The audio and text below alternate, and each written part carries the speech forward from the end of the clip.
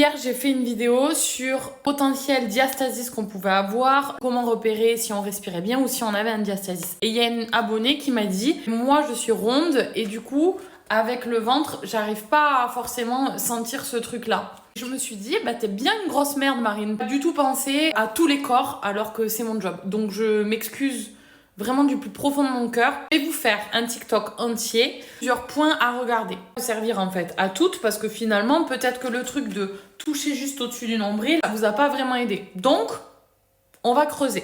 Premièrement, même sans toucher, il y a certains signes visuels qui sont révélateurs.